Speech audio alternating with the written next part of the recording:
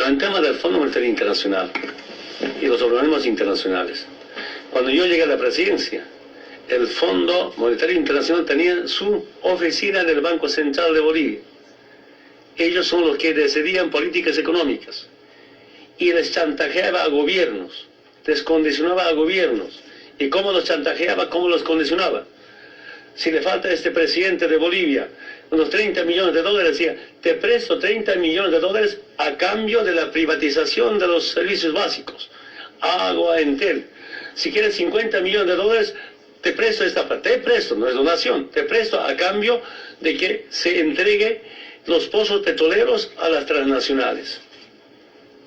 Si quieres saber, estaba revisando un dato, creo que de 41 millones de dólares, si quieres necesitas 40 millones de dólares a cambio de la privatización de nuestras refinerías, y privatizaron.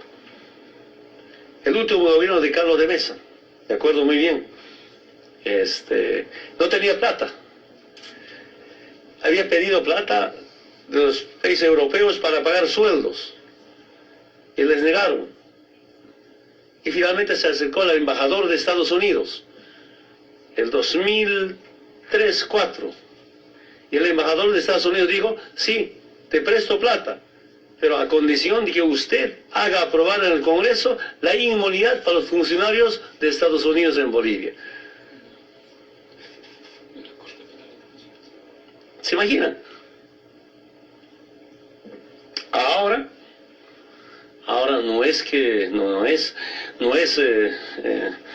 no decide políticas económicas el Fondo Monetario Internacional.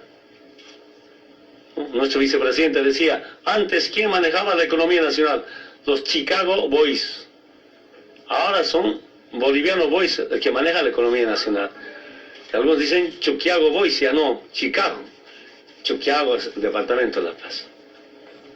Fuera, Fondo Monetario Internacional de las oficinas del Banco Central de Bolivia.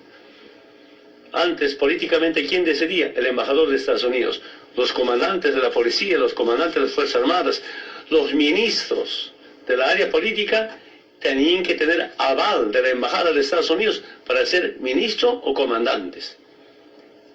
Ahora algunos militares, algunos policías piden aval de los movimientos sociales. Está bien, no molesto, está muy bien, es el pueblo, ya no es el imperio, ¿no?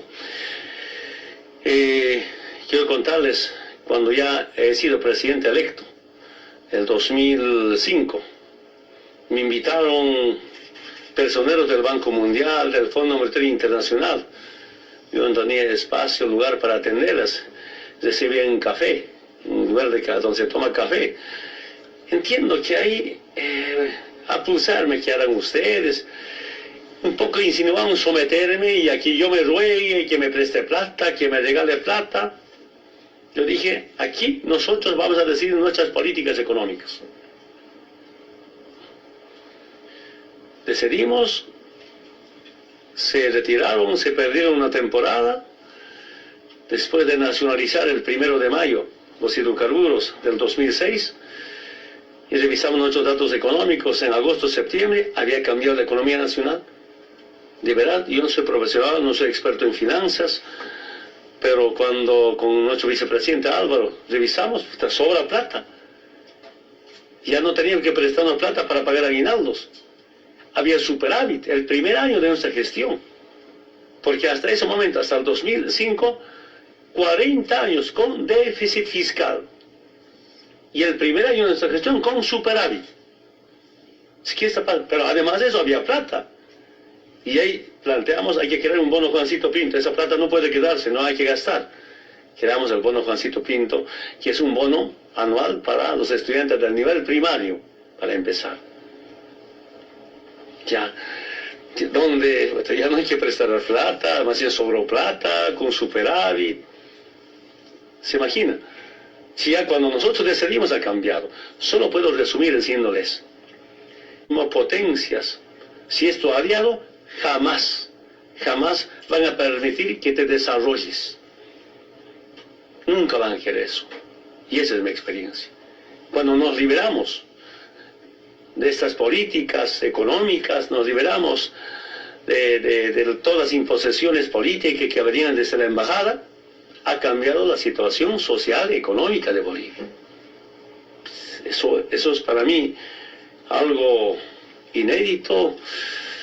Repito nuevamente, ni siquiera nosotros íbamos a calcular así, que hemos calculado los resultados. Por eso hace un momento les decía algunos datos económicos. ¿Quién nos decía? Si se nacionalizan los hidrocarburos, no iba a haber de inversión en tema de hidrocarburos. Ahora, si hay algunas empresas transnacionales, no son dueños, sino socios. Y algunos prestan servicio, ni siquiera invierten. Nosotros pagamos. El 2005 la inversión en hidrocarburos eran apenas 200 millones, privados en especial, y algunos poca plata del Estado. Si la renta petrolera era 300, ¿de qué iba a invertir el Estado? Eran privados. El año pasado, la inversión, casi 70-80% con nuestra plata, 2.000 millones de dólares. Para este año está programado la inversión de 3.000 millones de dólares. Si el 2005 la inversión era 200 millones, el 2013 2.000 millones, para esos 3.000 millones es nuestra plata. Si hubiéramos seguido sometidos al Fondo Monetario Internacional, ¿qué inversión? ¿Qué desarrollo? ¿Y cuál ha sido la clave de la nacionalización? Quiero que sepan.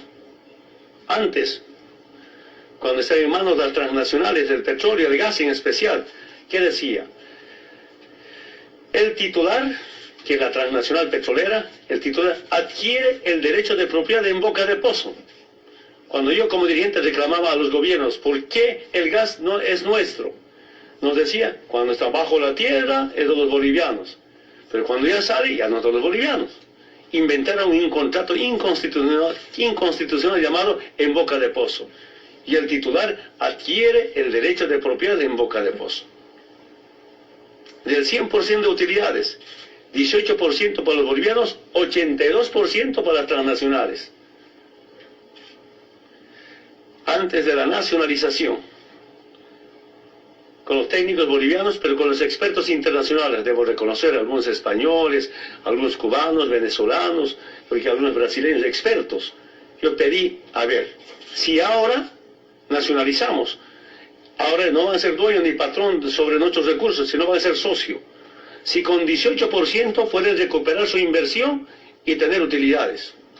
Después de un estudio, análisis económico, que lo que pasó 2 o 3 semanas, me dicen estos expertos internacionales en temas de hidrocarburos, presidente Evo, con 18% todavía tienen ganancia, utilidades, y recuperan su inversión. Nuestros técnicos, nuestros especialistas nos decían 30% para las empresas, 70% para los bolivianos. Pero cuando los expertos nacionales me dicen, con 18% recuperan su inversión, ya no consulta a nadie. Esta historia sabe nuestro hermano vicepresidente. Preparamos el decreto supremo de nacionalización. Si quieren, las transnacionales se quedan con 18%, ahora 82% para los bolivianos. Además de eso, no hay ese en boca de pozo. Ahora el Estado controla dentro y fuera de la tierra del gas. Eso ha hecho, hermanas y hermanos periodistas, ha hecho cambiar la economía nacional. Totalmente ha hecho cambiar, ¿no? Y es falso que lo diga, que no habría inversión, creo que era otra forma de amedrentamiento, chantaje al pueblo mediante las llamadas, si no va a haber inversión, que no va a haber, que no van a estar los petroleros. En este momento, los 2, 3, pero la mayor parte de las empresas prestan servicio y no son socios. Petrobras, Repsol sigue siendo socios. Es nuestra experiencia. Repito, no soy experto, pero obligado a entender, saber cómo mejorar nuestra economía.